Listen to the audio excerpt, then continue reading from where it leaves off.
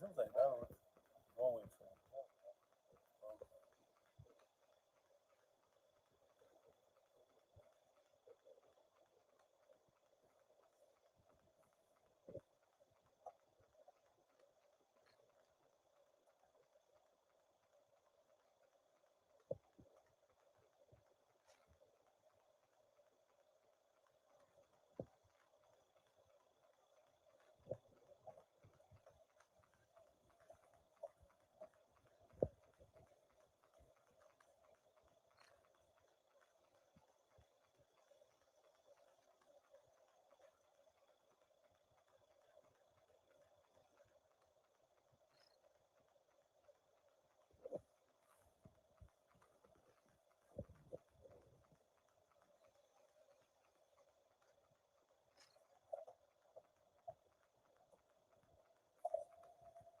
This one looks like it's coming.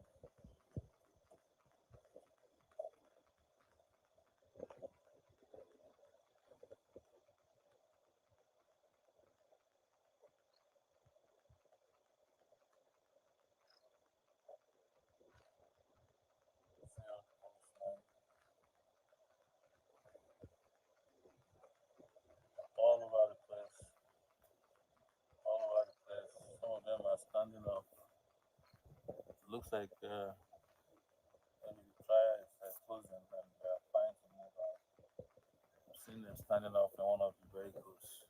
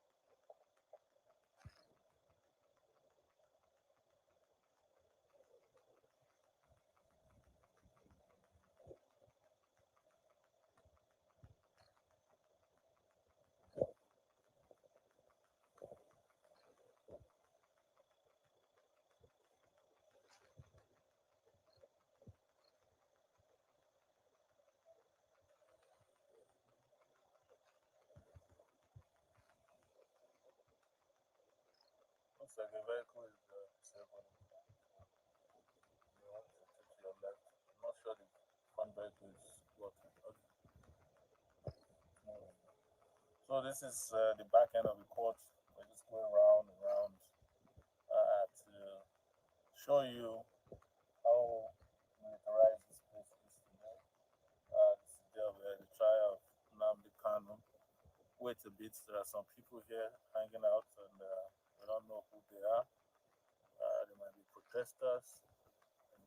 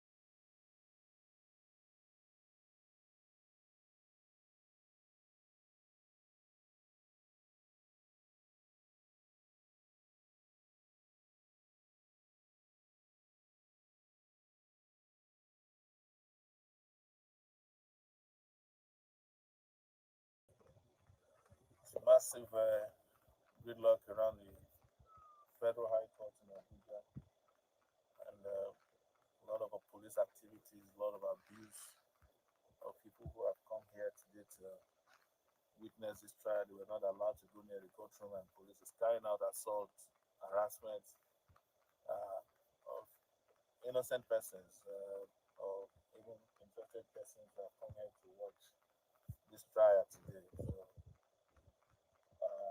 So that's where we are. And,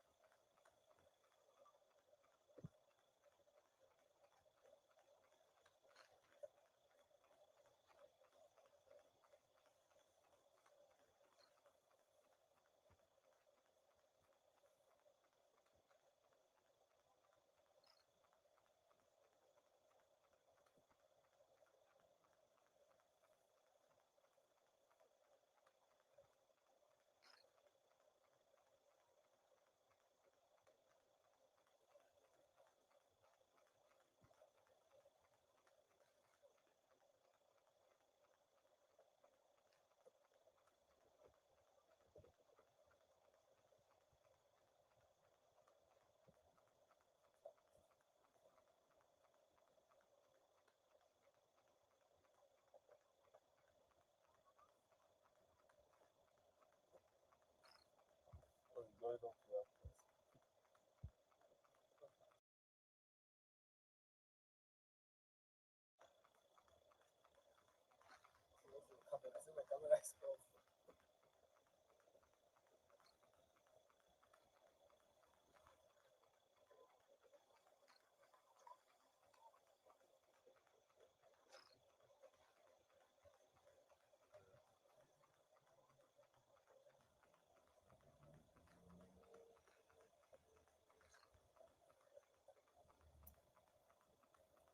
You didn't capture the face of that person. Oh, very good. Anyways, guys, we are still trying to navigate the gridlock ahead of us um, regarding Nnamdi Kanu's trial today. Uh, we came to observe the trial. I was not allowed inside the court premises, even though I had a case that I was interested in, and but I was prevented from getting to the courts, and I stood outside for a pretty long time, and now we're still within the premises of the court, observing police activity and other stuff going on here. Nigeria is witnessing full-blown dictatorship. This is full-blown tyranny that we saw on display today. A police officer pointed a gun at us as usual, with threats to shoot at my car. And of course, we never back down until we got to the press.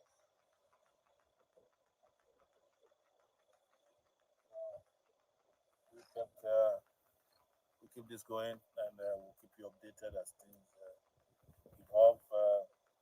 This is a great opportunity to just say hello to some of our loyal fans, supporters, brothers, sisters all over the world.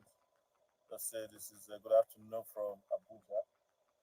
We are witnessing good afternoon. It's still morning. I'm sorry. Yes, things a lot has happened today already to make me almost feel like it is afternoon already.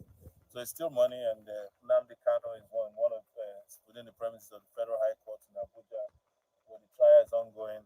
A lot of journalists were prevented from covering the event. This is unprecedented. This never happened before. And when I got there, trying to get into the courtroom, the court premises, I was disallowed by a police officer. And we are still here in Abuja, Metama area, and just taking care of the environment in terms of coverage for your own information. As I did promise, that I will be, if there's only one person at the court today, it will be me. And I'm still around the court premises. I am not going to be one of those persons that will back down because somebody feels that he has power of life and death. Buhari has destroyed this country enough for everybody to be angry at this point, and that moment will come. That moment will come. I have told everybody here that this is what we should do, which is the unity of the oppressed. Whether you are Igbo, Yoruba, or Hausa, all the oppressed people in this country must unite and fight oppression, fight tyranny, fight corruption that has become the hallmark of the Buhari regime. And all the police officers, army officers, DSS officers who see their job as protecting the regime as opposed to protecting Nigerians. So that's why this task that we're engaging in is a must. It's a must. It's a must. We must do it not only for ourselves but for unborn generations.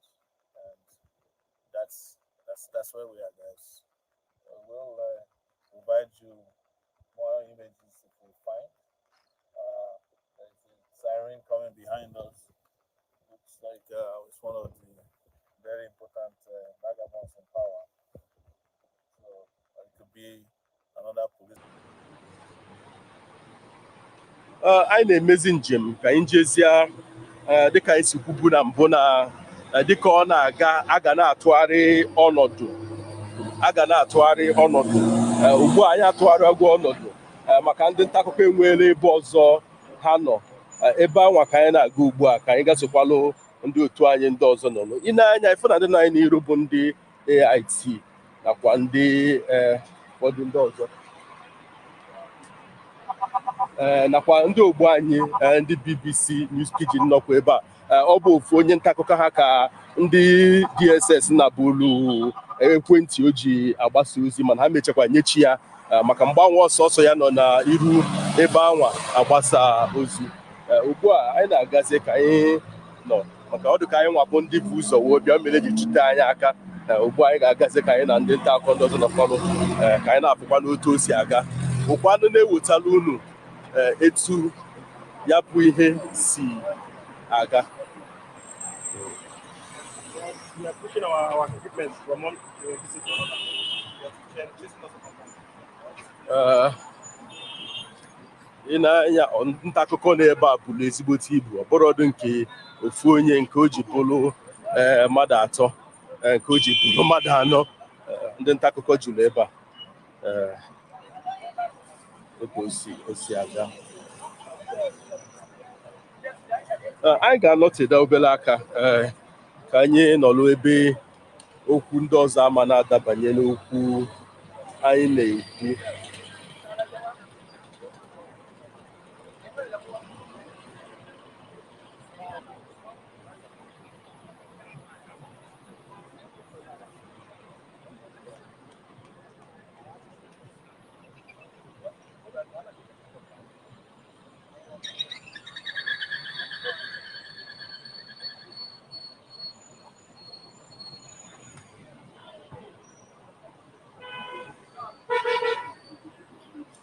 Dịka ụgbọala etinyesịrị ebe a meziri moto na-anọzi n'ahịrị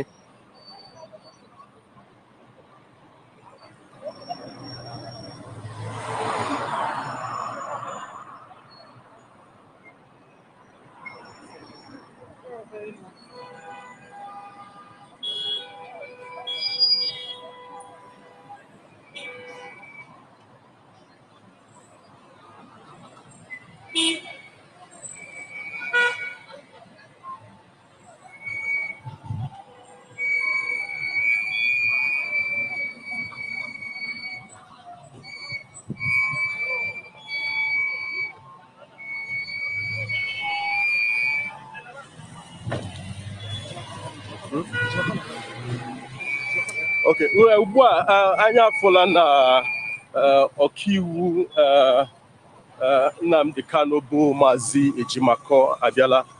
Anyị na-aga ka anyị malụ ka ọ ga-agwọta anyị okwu dịka anyị fụrụ ya ọ na-aga ugbu a.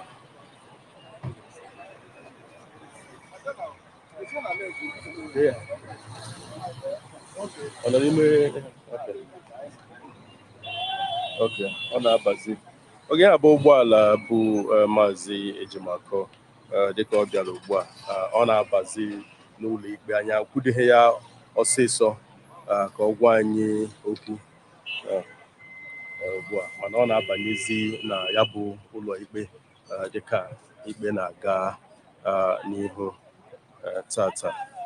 Anyị akwudeghị ya ọsịsọ ka ọ gwa anyị okwu.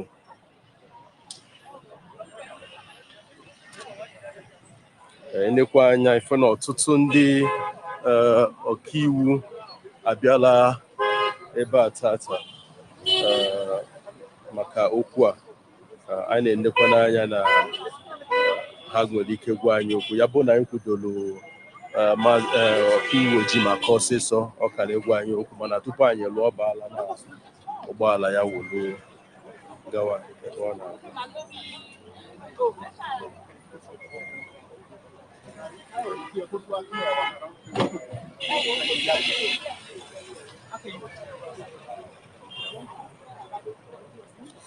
Maka ndị ka na-abịa ugbu a na-ajụ ese ihe melụ anyị ejighị nọlụ n'ime ụlọ ikpe dịka anyị si kwuo mbụ, anyị agụpụtagwo dịka ụlọ ikpe siri wolu dị afa mmadụ ole ma ole bụ ndị ga-abanye na ya bụ ụlọ ikpe tata.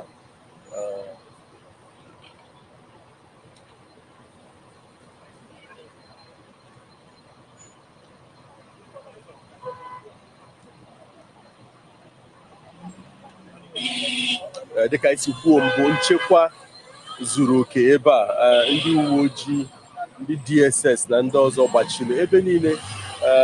Ha dị ekwe dịka onye ọbụla enweghị ihe ọbụla ọ na-alụ n'ime ụlọ ikpe ahụ bata, nke mere na ọtụtụ ndị mmadụ nọ n'okporo ụzọ. Ile anya ndị nta akụkọ niile bụ n'okporo ụzọ ebe a ka ha nọ.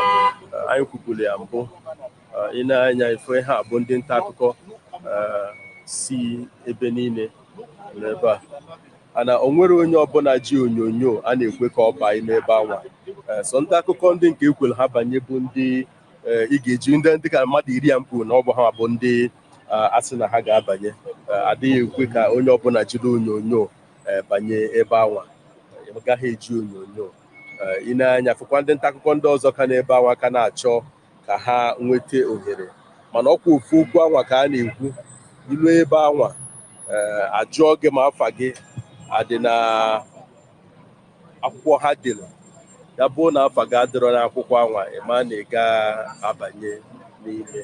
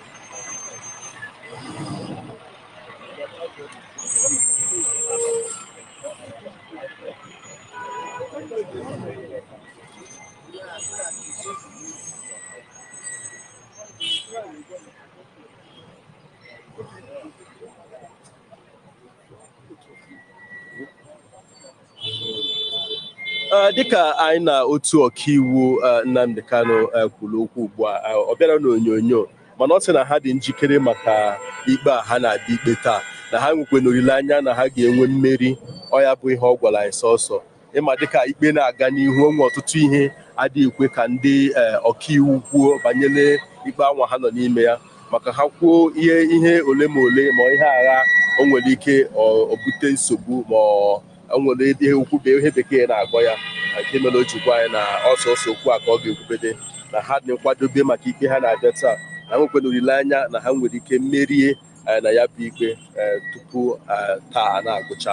Anyị nọkwa ebe a dịka ọ na-eme, anyị ga-enweta ihe na-aga okwu ụlọ otu anyị si enweta ya n'ebe anyị nọ ugbu a.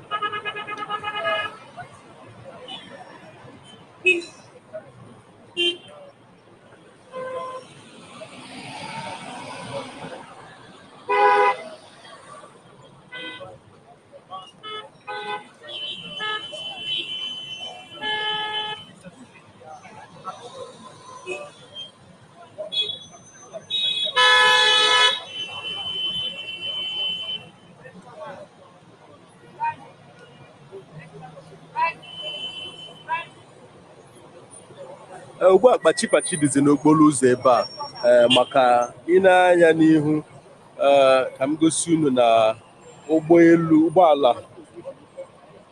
ụgbọala ndị uwe ojii otu esi dịzie n'okporo ụzọ mezie kpachi wee dị.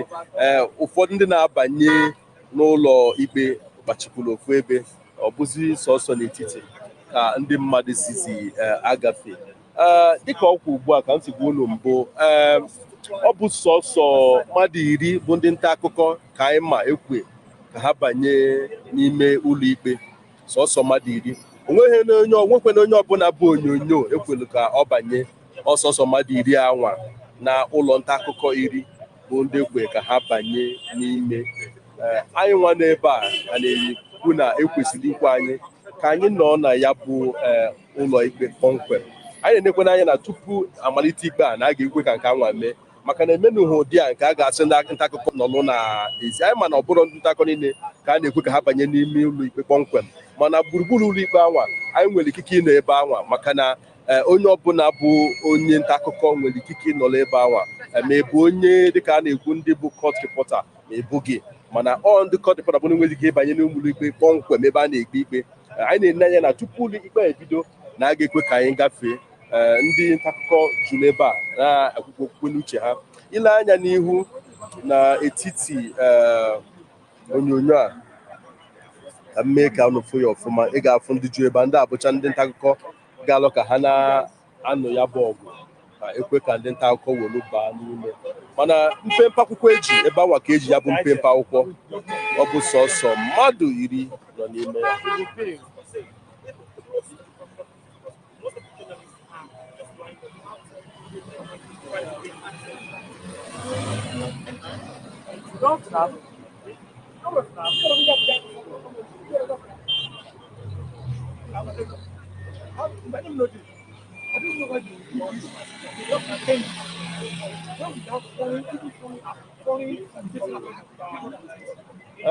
Anyị ga obere oge anyị ga-akụfe gakwa na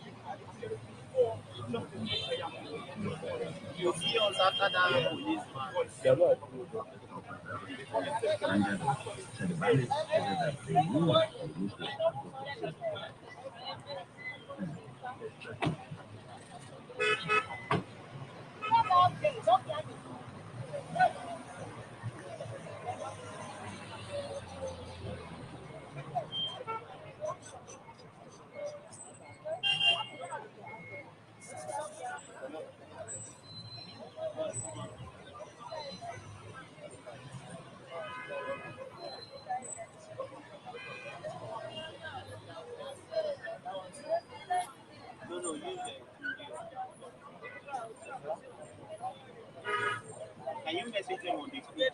Can you message them so that they can have it? Okay. Drop your number.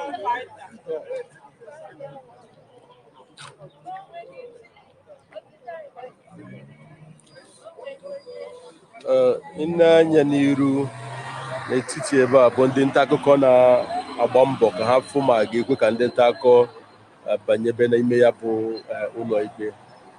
Ugbu a ekwebeghị ejekwe nụọ ya bụ ọgụ, mana malụ ugbu a ndị DSS ekwebeghị na ndị gọọmenti ekwebeghị ka ndị nta akụkọ were banyere ya bụ ebe. Ọ bụ sọsọ ndị afa ha dị na ya bụ ha ka a na-ekwe ka ha banye.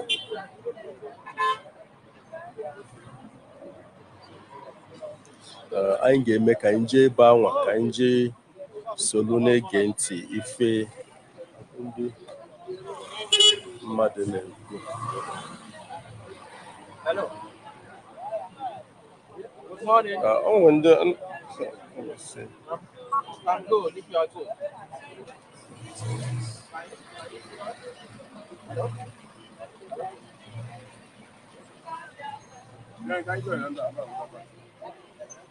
Onwe ndị na-agụ egwu n'azụ anyị ka m bugharịa onyonyo m ka m ọ dị ka ha nwa bụ ndị ji ndị anyị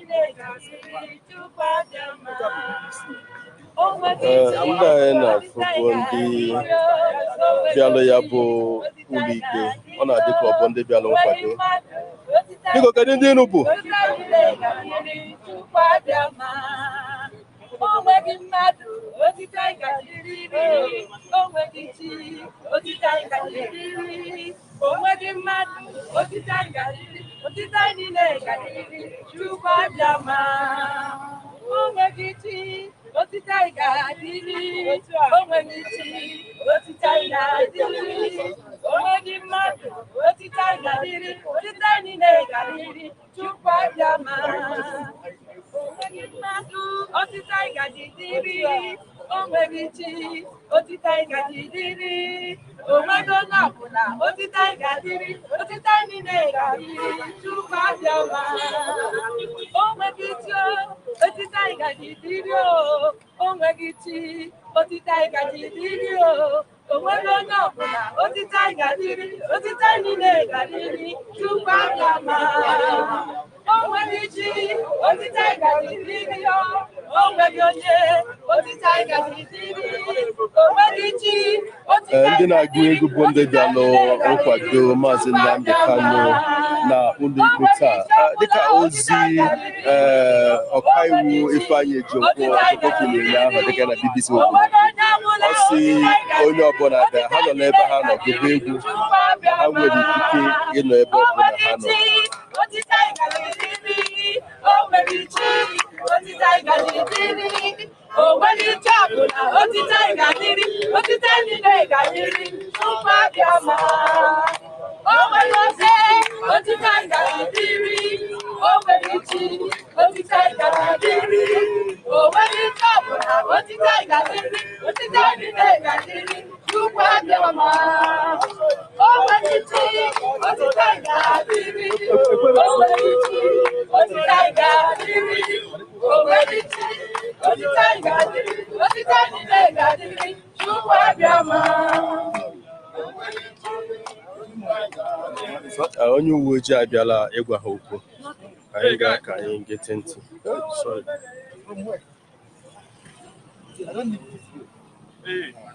I don't need it here now. Did you hear me? I don't need it here right now. No problem. Do you hear me? Yes, sir.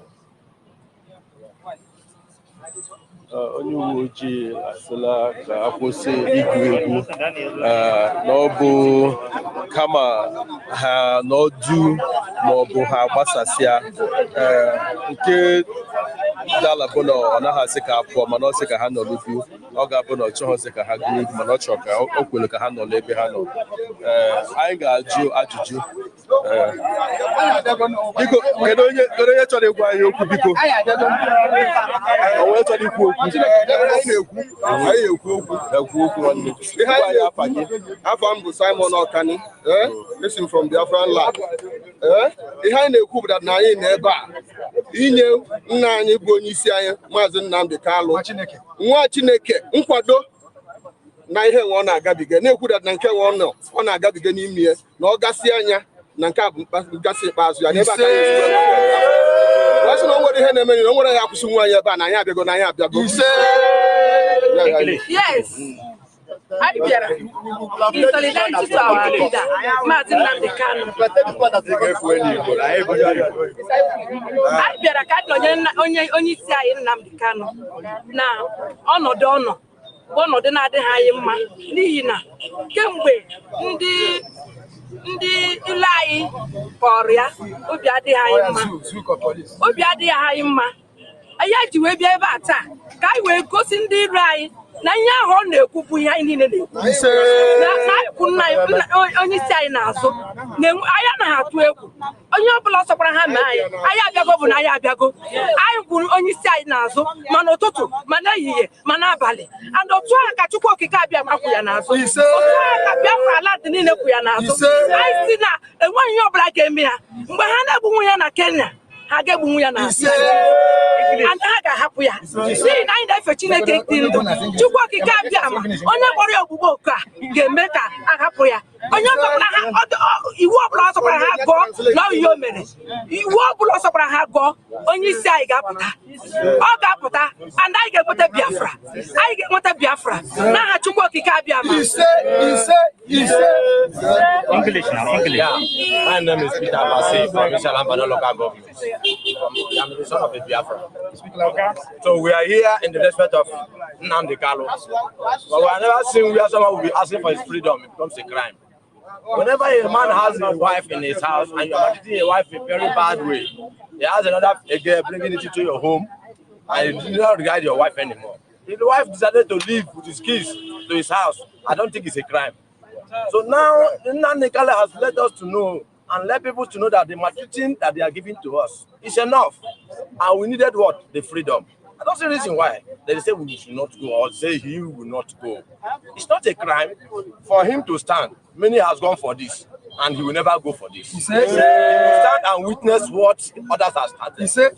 And the way he has been declaring no movement in first in history in Imo State, and everybody obeying him. The whole of Biafra, what has Abuja has never done? Towards COVID-19, there's no movement. People are patronizing everywhere. But Nnamdi Kanu declared for us no movement for peace and obey him. The whole federation. Yeah. Who are they for us not to go? We needed freedom, and here we are. What we need. Freedom. And the sons of Biafra.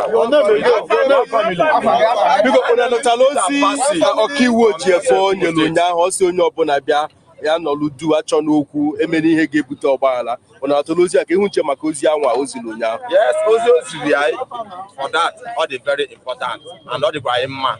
So likewise, I think if anyị na-eme ebe a anyị na-abụrụ abụ otuto iji gosi Chineke na onye o nyere anyị nabatara ya na ọ dị anyị mma n'arụ.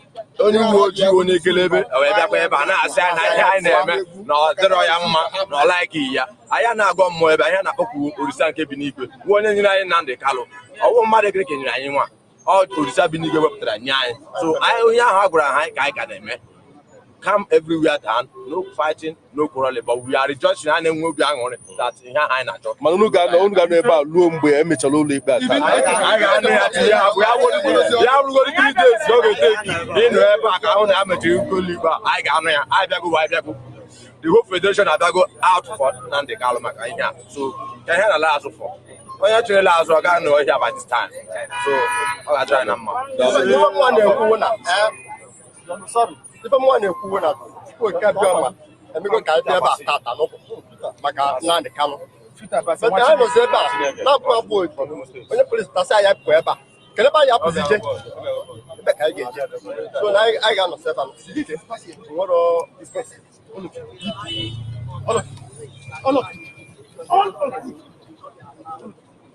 onye uwe ojii abịala bịasị ka ndị niile nọ ebe a ka ha pụọ ọsọsọ ndị nta akụkọ ka ọ rapụ ndị abụọ ndị bịalụ ka ha bịa nọnyelu onye isi ha dịka ha si kwuo mana onye isi ndị uwe ojii nọ ebe a bịala sị ha ka ha niile pụọ na-achọ ka ha nọlụ ebe a mana dịka o si bukwu mbụ ọ sị na ihe ya chọrọ bụ abụ ha na-agụ ọ sị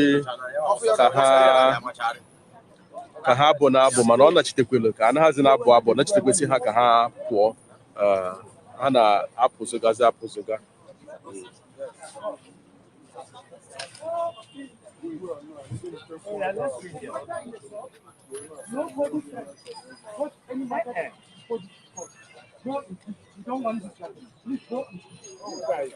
onye ọkaiwu onye we are here for we are here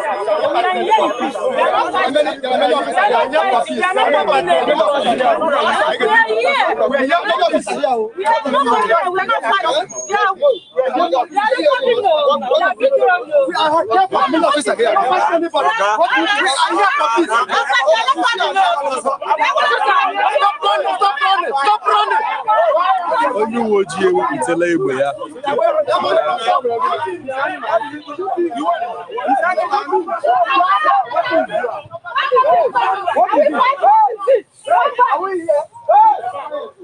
Onye uwe ojii ewepụtala egbe ya chọọ onye otu onye bịara ebe a ọsọ.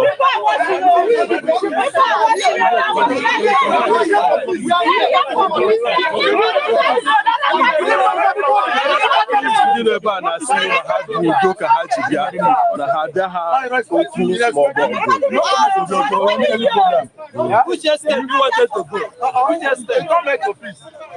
onye uwe ojii asịla ka ha nọlụ ha na-ekwusị na ọ bụ udo ka ha ji bịa.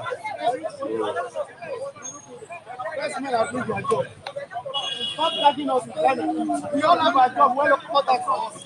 Well, I go well for that. Overseas security men are disturbing us. These are the things we're talking about.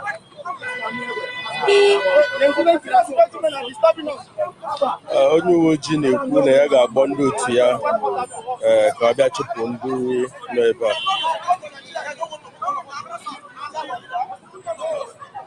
They don't kill us here. They don't allow us. As they don't allow us, this one will take us.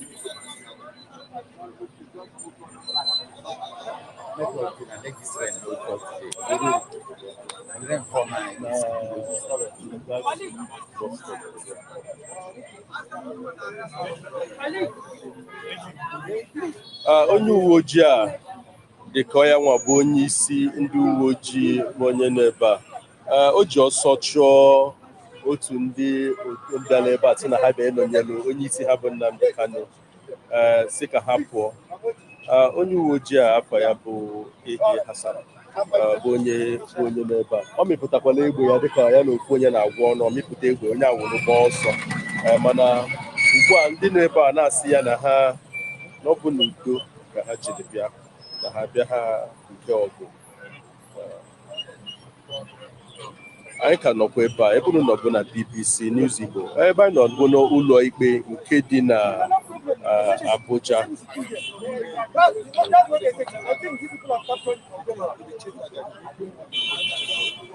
No problem now. They should wait. This is already a proscribed. They say they should kill them. They should be killed. Everybody.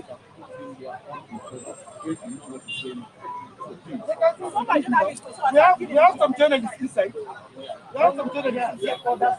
There are also media houses. We have them. They were accredited. No, I'm not doing object. I'm doing my job. Yeah. They are calm now. They are calm. Choose. They are calm, please. They are calm.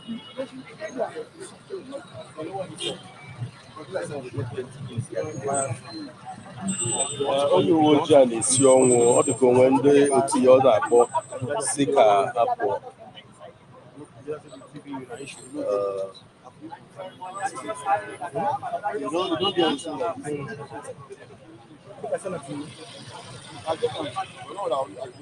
Okay, now headphone, I mean. Hey! Where do you leave for house? Hey, Mr. Dan. Who carry this? Abdulsalam.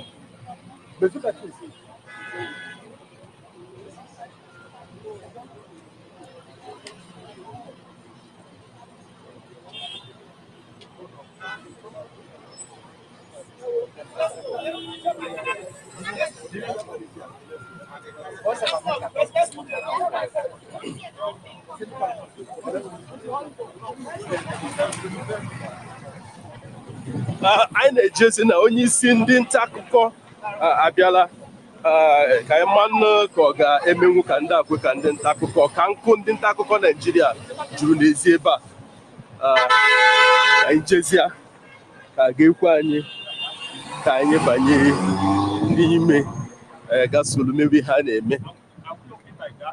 My what? Once you are okay like that. My what, please?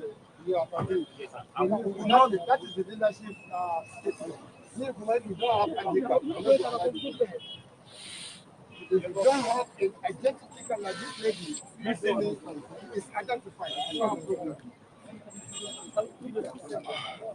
Relax. Kelechi. Kelechi.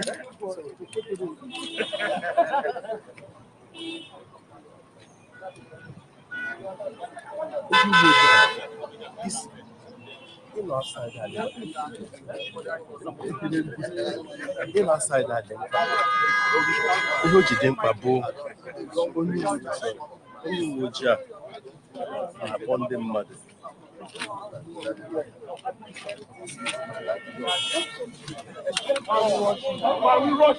Anyị na-akwụzi n'ahịrị ka anyị welu banye ebe ya bụ ụlọ ikpe.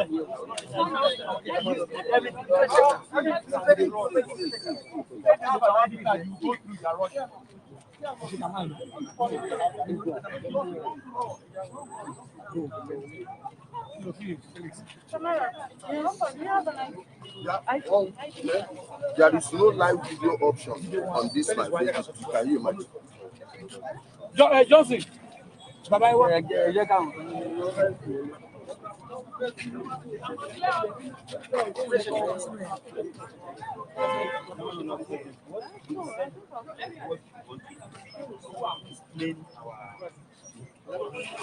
Someone should go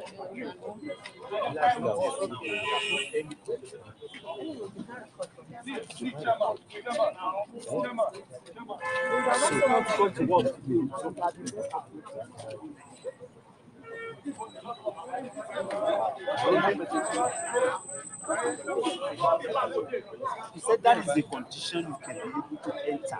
If you enter without anything,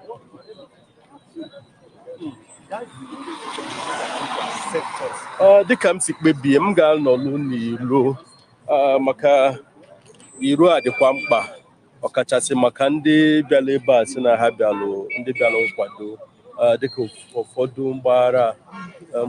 ọgbaghara na-ada n'etiti ha na ndị uwe ojii ọ gaghị adị mma na ụdị ọgbaghara ha mee n'azụ anyị ya melụ anyị ga-anọdụ n'iro anyị agaghị abanye ugbu a.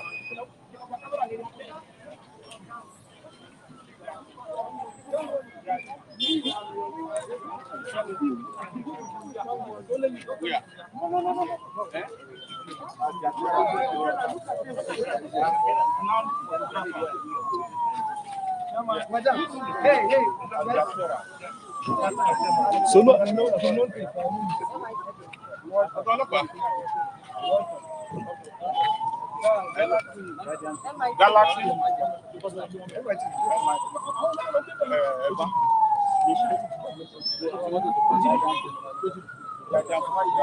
Please go to the media center first. There will be further instruction. I will stay outside. My colleagues are inside. Onye otu anyị abala n'ime onye BBC. My colleague is in. My colleague is inside. BBC? Yes. BBC? Yes. I know that lady because we are she's pidgin. If she's not going in now, you will No, not go we're back. going to go because our colleague is inside. So And you want to stay outside? we just have to do it to caution. I want to do things easily for you so that you understand me. Because understand what you know you're they are clear you now. Mm. If they want you now, I will not allow you to enter again. That's what I was trying to say. Oh, wow. That's what I was trying to say. I understand what you're saying.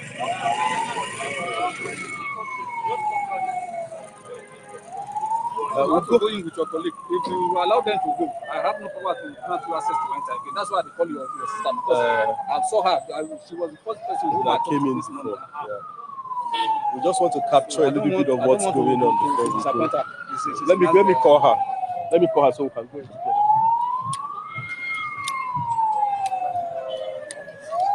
Dịka unu na-afụ n'iru ebe a, ihe mere anyị jiri chọba n'ime bụ na ndị uwe ojii anwụchiela ụfọdụ ndị anwa bịalụ si na ndị bịara ịkwado onye isi ha akpọghọkwa n'oge ha afa ha si na ha bịara ịkwado onye isi ha nke melu ha ji kpọrọ ha na-etinye ha na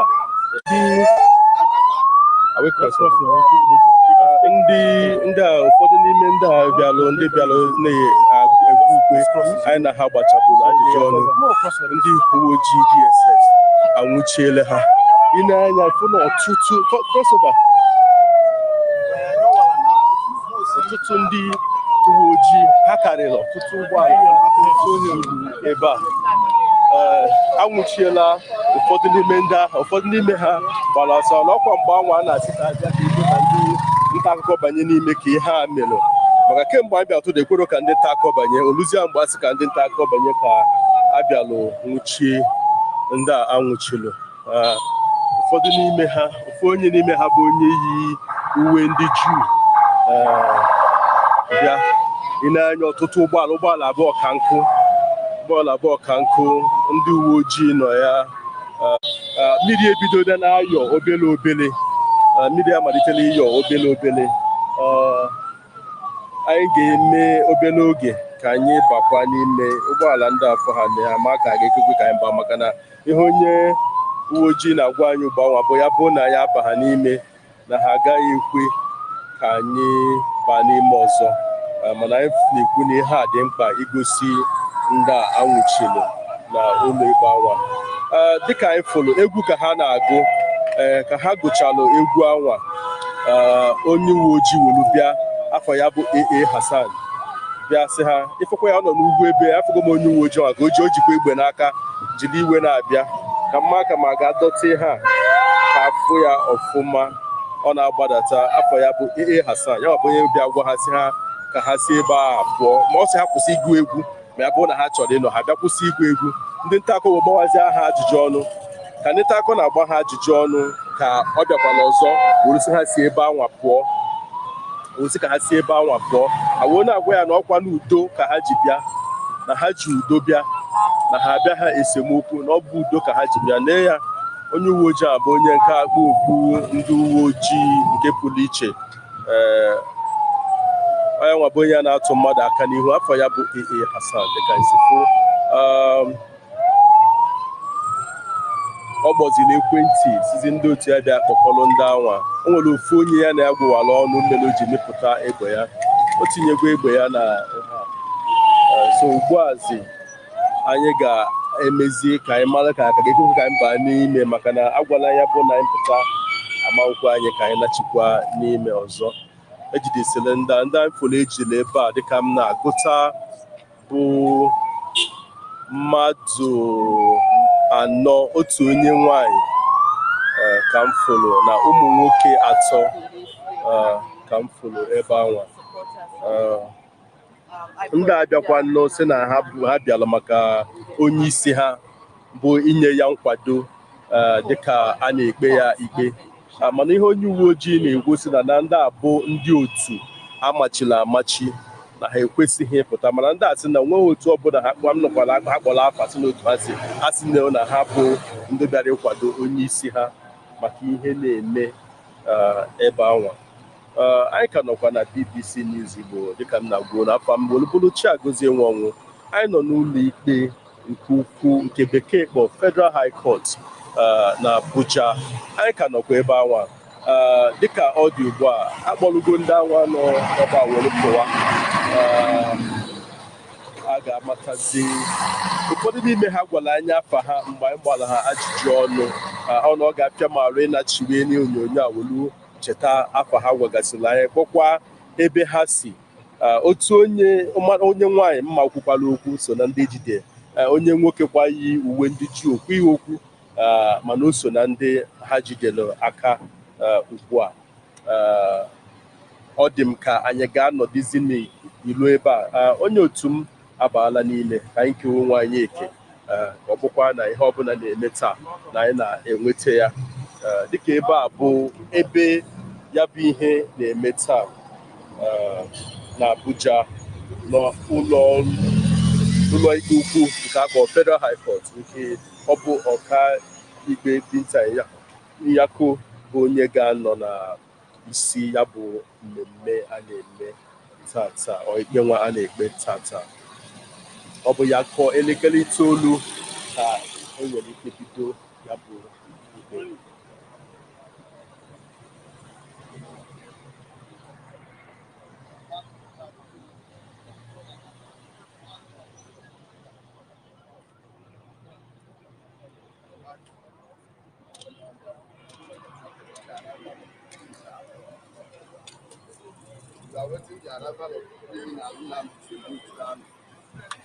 Waiting on them to bring the criminal here. As you can see, the bingos, we didn't see any of them. They didn't show up.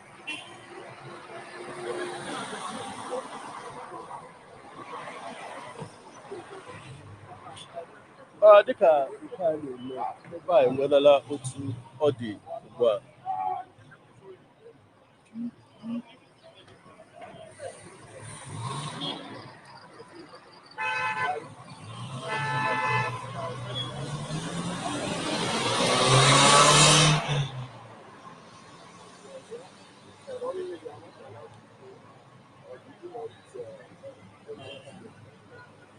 Dịka okwu ugbu a ekwela ka ndị nta akụkọ baa n'ime dịka otu anyị si bụtụ anya na ọ ga-esi welu mee.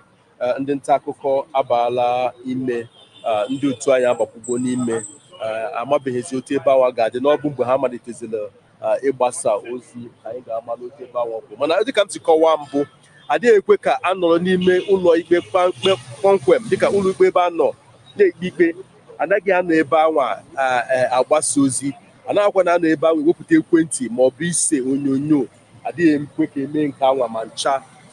Nke bụ na ọ bụ sọsọ n'ezi dịka n'ebe a na-akwụsị ụgbọala maọbụ n'iru ụlọ ikpe ahụ ka enwere ike na omee mgbasa ozi.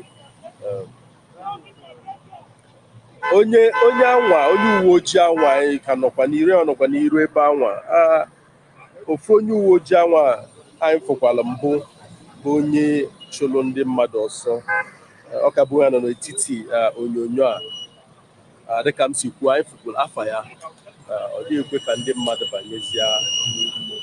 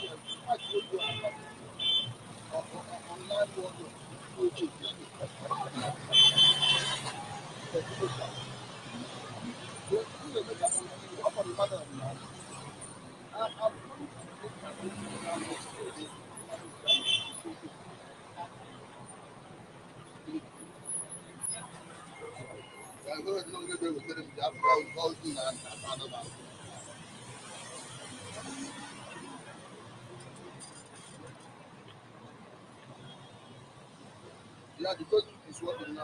I'm telling you. No, I'm close to the live option. Guys, whether in or not, we will try to see when it's a code to the button. We are waiting. Let him run again now. Oh, yeah, now. I will go to Abuja and do the other side. But I'm still Abuja.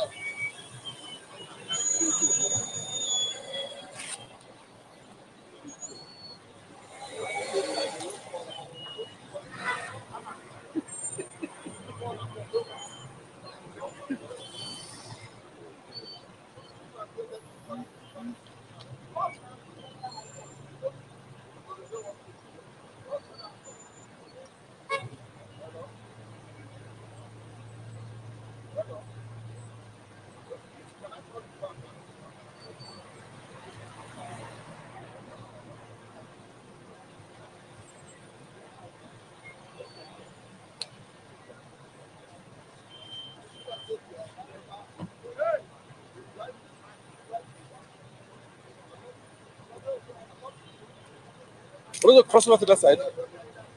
Okay. Onye isi ndị DSS ekwuola ka anyị wufee ụzọ ka anyị gafee n'ụzọ ebe nke ọzọ olu nọ na-agbasa ozi anyị.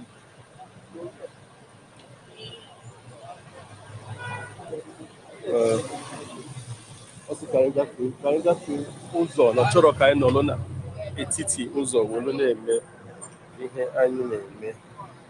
Anyị na-emezi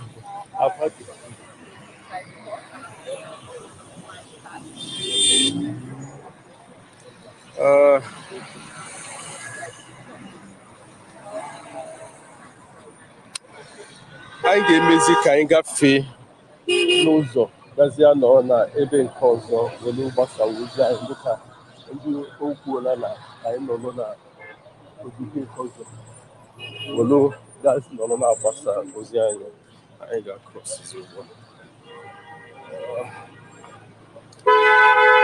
Sorry.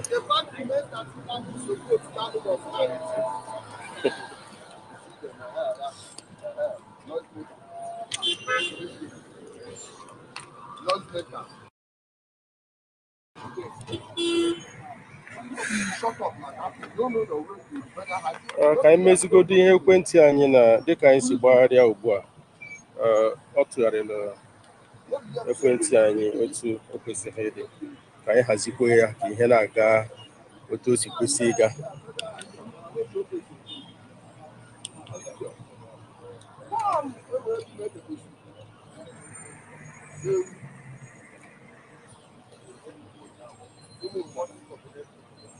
Ka anyị tụgharịkwa ekwentị maka na mbugharị a ebugharịrị ugbu a elu ọ yasatụrụ anyị ọnụ.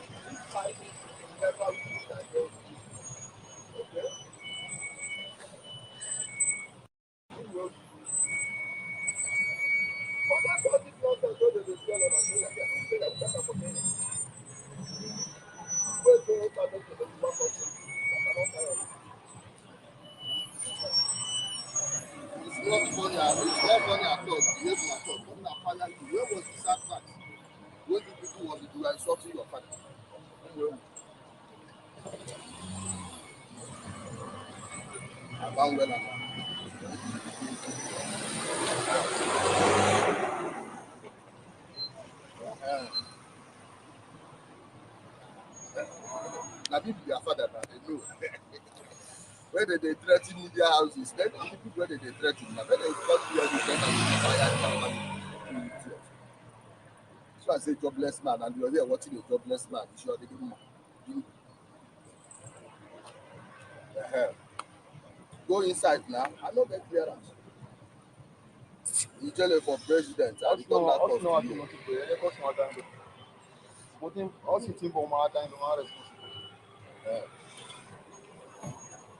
who will be make a call Barrister Sam himself.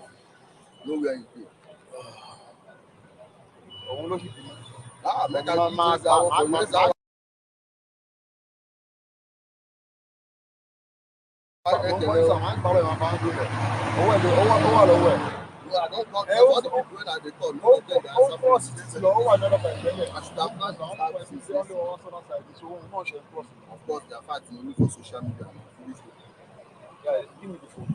since the beginning,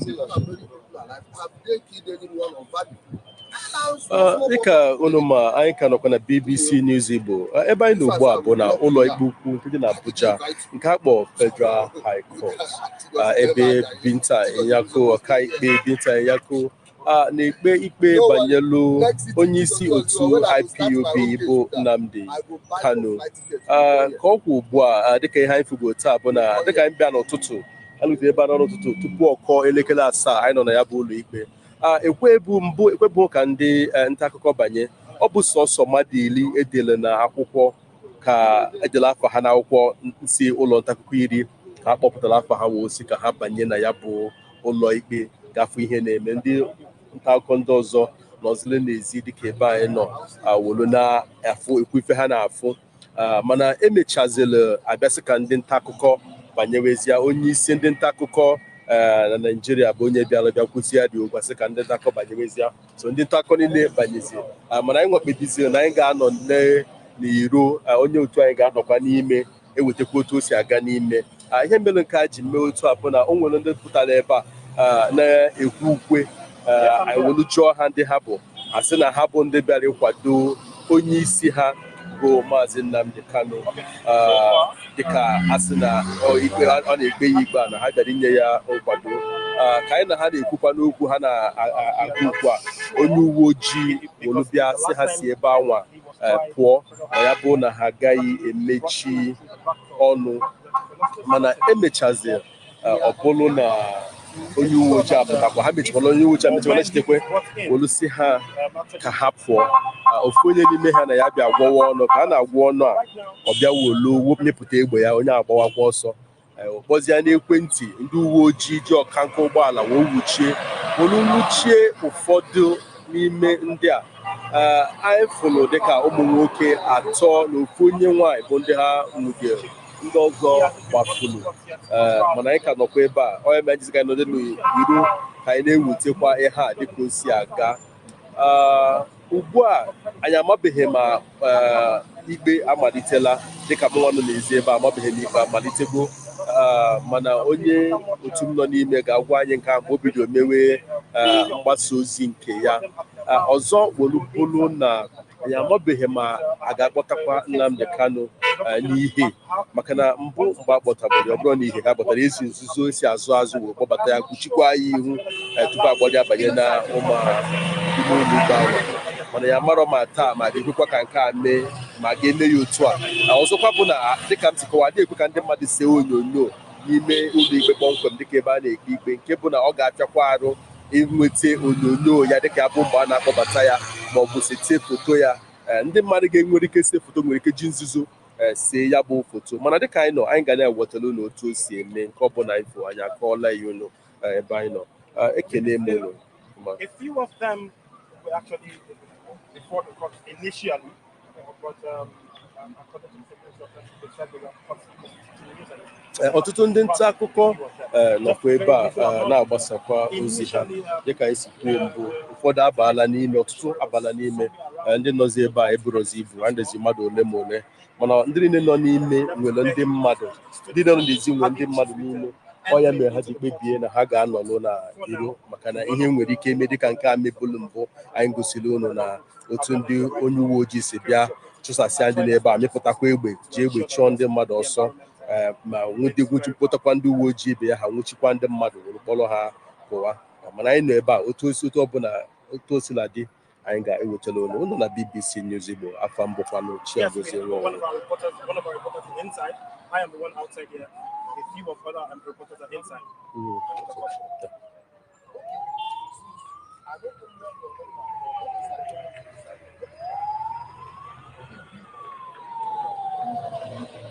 So I didn't get that. Please come again.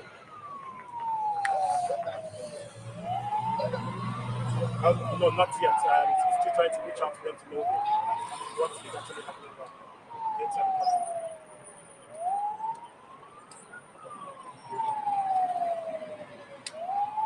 Yes, he has.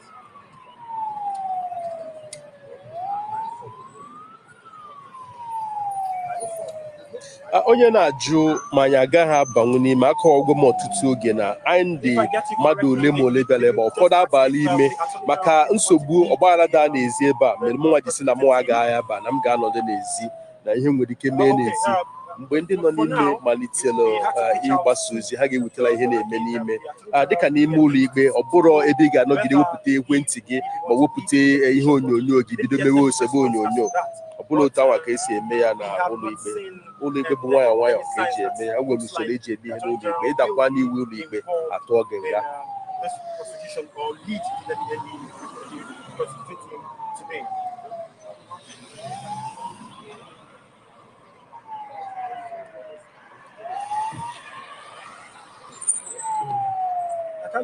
onye na-ajụ maka ijele o so na ndị nọ n'ezi ebe a ka ama m onye ọ bụ okwu ihe mere okwu ya ji abata bụ na ọ nọ ebe a na-eme onyonyo nke ya dịka ebe ndị nta akụkọ nọ Oya Melonji no onye m jiza ya bụ onye na-asị na ọ na-alụ BBC ọrụ mba bụghị otu awa ọ bịala ebe a dị ka ndị ọzọ sikwa bịa ọ dịkwa okwe ndị n'ebe a bụ ndị nkịtị ndị nkịtị nọkọta ebe a na-ekirikwa mana tupu ndị uwe ojii bịakpọpụsịa ndị mmadụ n'ebe a buru ibu ọfụma mana ndị mmadụ ebughịzi ibu otu awa ọzi mmadụ ole ma ole bụ ihe nọzi ebe a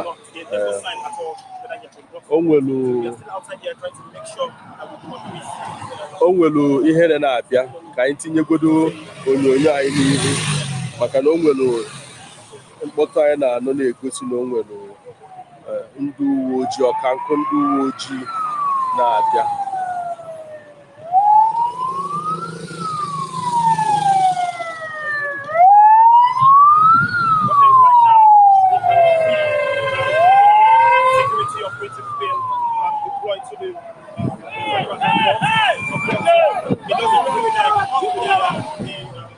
ị na-anya ọkwa ọkankụ ndị ahụ ejidere ebe a aka jidekwala ọtụtụ ndị mmadụ ụgbọala bụ ọtụtụ ndị mmadụ ejidere ọtụtụ ndị mmadụ ka o bu agụtaghazi m ya ọtụtụ ndị mmadụ ka ebu ọ ga-abụ arụrụkwa ụfọdụ ihe bụ ndị nke anyị nọ ebe a ejide ọ dị ka ha na-agagharị n'ogige ndị mmadụ tinye n'ụgbọala ha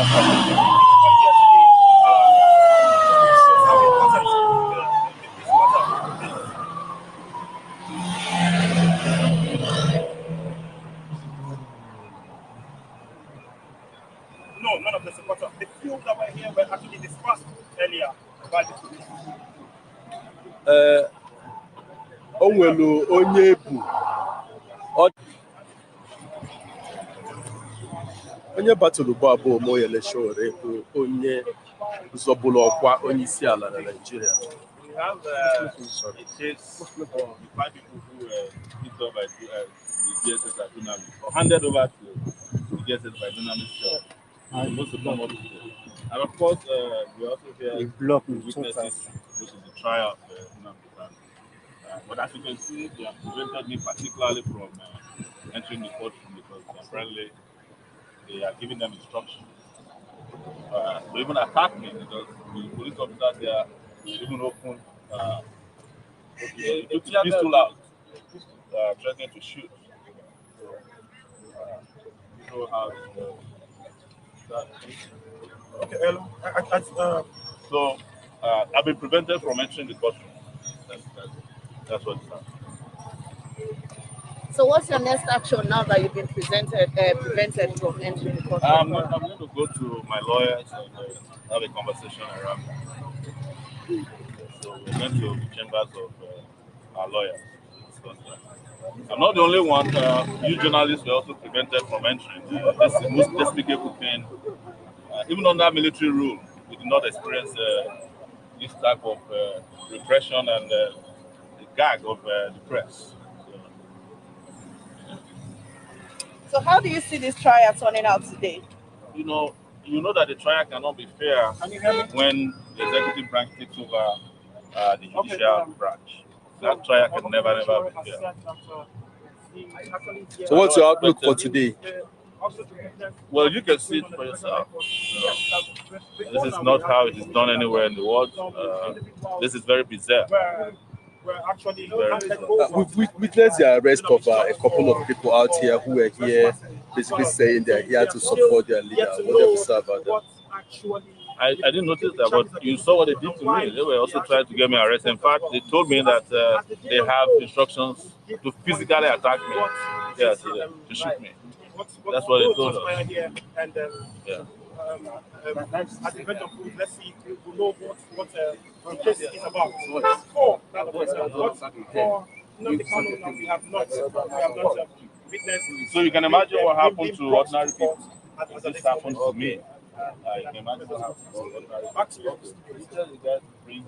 That's how. So, but we're going to be monitoring this trial, regardless of how it is secretly done. And just to assure Nigerians, nobody should be afraid. We've reached the point of no return. We cannot continue like this. Yes. Can we have the other iPhone, please? Can you bring it out? Don't you think the government has an overwhelming evidence against Nnamdi Kanu? What do you mean by overwhelming evidence? Like his broadcast where you have been commanding people to shoot the police. Let them bring it to court. Let them bring it to court in open court. You cannot say you have overwhelming evidence. You cannot have overwhelming evidence over anybody and be hiding it. It's meant for the courtroom. It's not meant to be kept somewhere. So, and you know, we also have overwhelming evidence of government killing people. Of course. It's on both sides. Yes. So, that's what I need to tell you.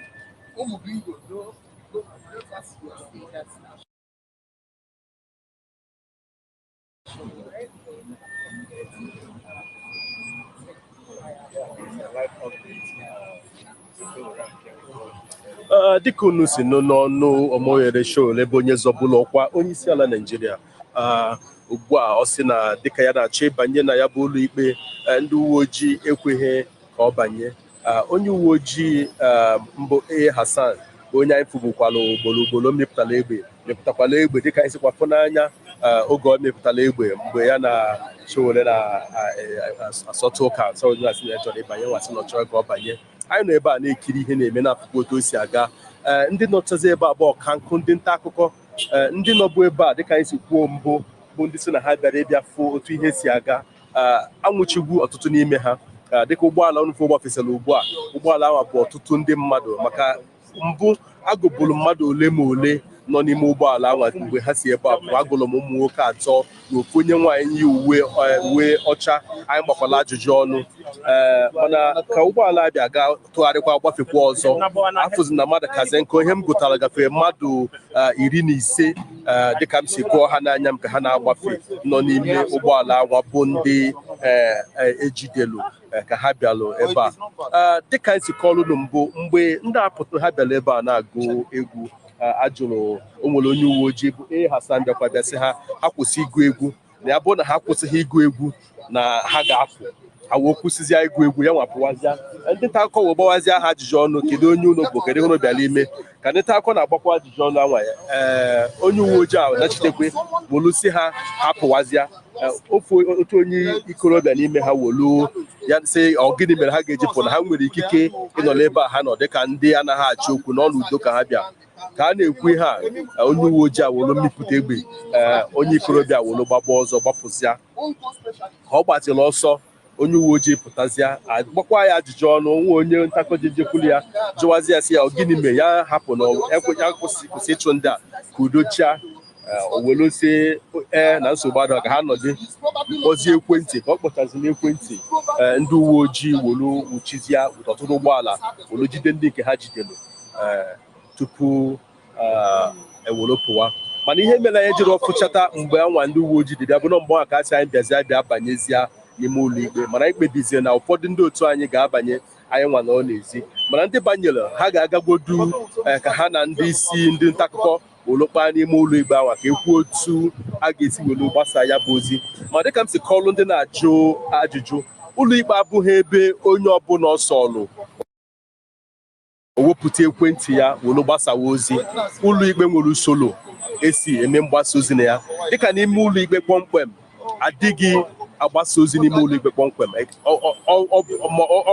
ọ bụ ma ọ bụ ya bụ na ọkaikpe welu nye ikike sị ka a nọ n'ime ụlọ ikpe gbasa ozi o nwere ụlọ ikpe a na-ekpe asị ka gbasa ozi ụwa na-ahụ ya mana na ụdịrị nke a ime nwa ahụ wepụta ekwentị gị ma ekwentị gị kpọọ mmadụ kpọọ gị n'ekwentị ọ daa n'ime ụlọ ikpe ọkaikpe nwere ike ji maka ya tụọ gị nga maka ịkparị ụlọ ikpe ya ka ọ kwụ ugbu a anyị na-ele anya na a ga-ekwe ka ụfọdụ ka ọ gafee mmadụ 10 a na-ekwu okwu ya bụ ndị ga-abanye n'ime ụlọ ikpe anyị na-ele anya na ọ ga-agafe mmadụ 10 a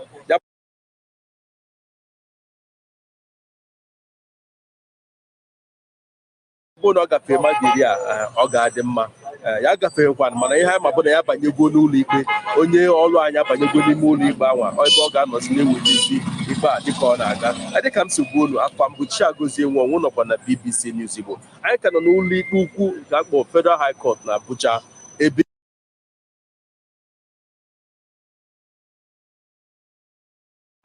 ụlọ mkpọrọ ụgbọala ụlọ mkpọrọ abatala nke a na-akpọ Black Maria ọ gbafeela ugbu a ọnụ ụgbọala agbafe o nwere ike ọ bụrụ ya nwa bụ ụgbọala bụ mana ọ dịghị m ka maka na ọ bụghị na aka ụlọ mkpọrọ ka Maazị Nnamdi Kanu nọ, mana ụgbọala ụlọ mkpọrọ gbafere ebe ọ na-aka DSS ka ọ nọ, so agaghị amasị na ụgbọala bụ ya bịa.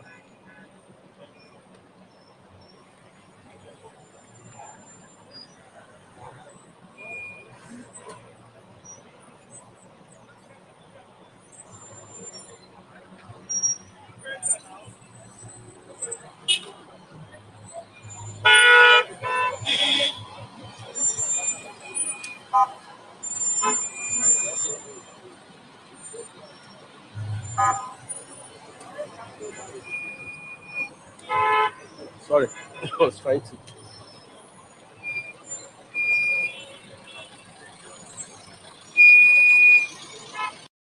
Candidate, are you looking to run in 2023 again? I'm interested in every democratic process that can take this country to the best level. But I won't lie to you that an election is being planned for 2023. They are planning selection again in 2023. If you doubt me, go and ask what they did in Lagos local government election yesterday. Go and ask what they did. And come and tell me if that is election. And that is what they are perfecting. If you tell me that what happened in Kogi State is an election, then I have a bridge to sell to you somewhere. If you tell me that what they did in Bayelsa, what they did in Ondo is democratic, free and fair election, then I have a bridge to sell to you. Or Imo State, where the person who did not win the election became the governor of the state, and now is inviting the Air Force, the army, to be bombing his own people. That's what you call election. You know, nobody loves democracy more than I do, or better than I do, because I fought for democracy when I was 18 years old. I'm 50 now, so you can't tell me any story about democracy. But the one we have now is not democracy. This is morontocracy. Government of morons, by morons, and for morons. Unu anụla ya n'ọnụ Omoyele Nshode bụ onye zọbụlụ ọkwa onye isi ala Naịjirịa n'afọ 2019 mgbe emelụ ntuli aka eji ahọpụta onye isi ala Naịjirịa. O kwuola na otu o si fụ ya bụ ihe na-aga, sị na ya bịara ebe a ịbanye Nnamdi Kanu nkwado, na ya onwe ya nwekwara ikpe na ofu ụlọ ikpe anwa, ofu ebubo anwa ebukwala Maazị Nnamdi Kanu ka ebuli ya ebubo megide Naịjirịa, ebubo ịgba nkata iji megide Naịjirịa bụ nke bekee na-akpọ treason. Ya nwere onwe ya nwekwara ebubo anwa nke ọ na-azakwa ọnụ ya n'ofu ụlọ ikpe a, mana ọ bụghị tata ka ikpe ya dị. Ya nwere onwe ya dị ata ka ọ bịakwa soro na ndị na-akwado Nnamdi Kanu.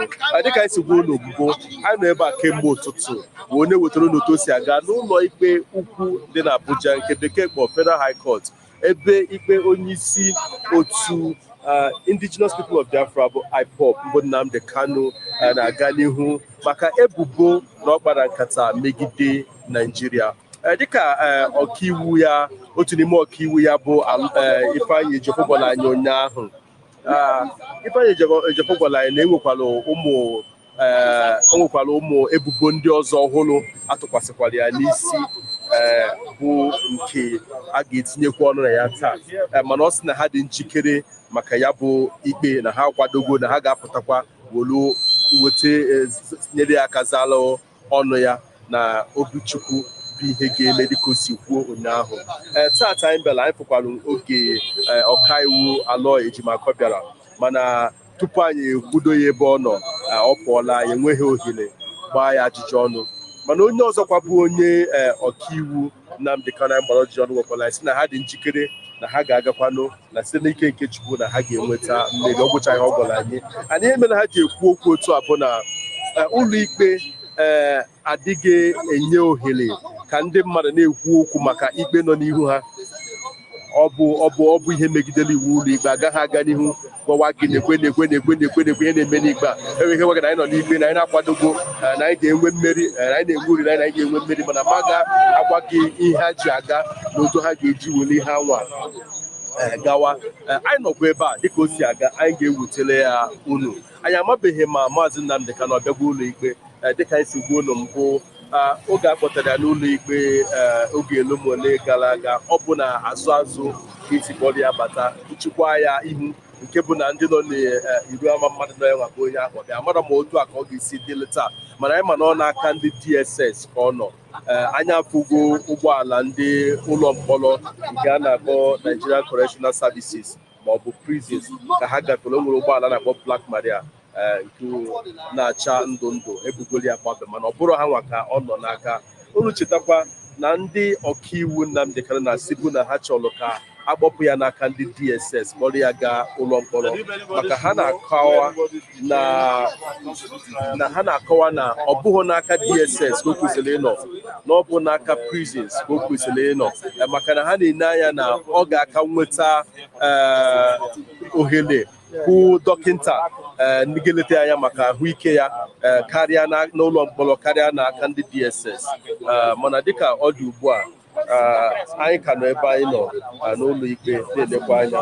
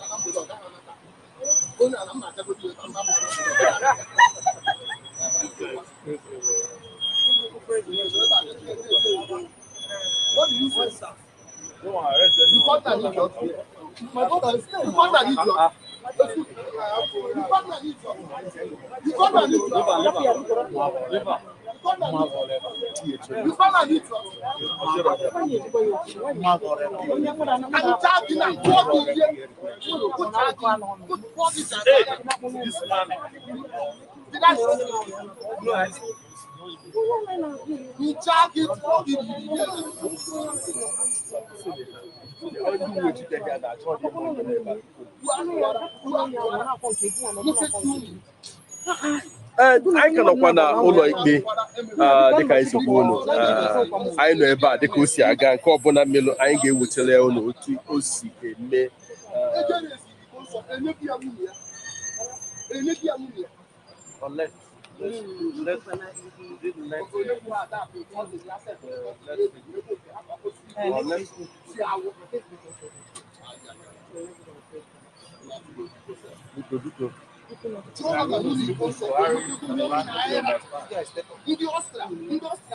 Very soon you will hear from all Nigerians. They think that because Nigerians are just being quiet and they are cowards, not everybody is a coward. They knew that through NSAS, and not everybody is at truth. And when they hear from us again, nobody will be able to wait. We are not engaging in armed struggle. We are going to use our intellect, we are going to use our hands, we are going to use our feet, and not to beat anybody up, but just to hold it in the air until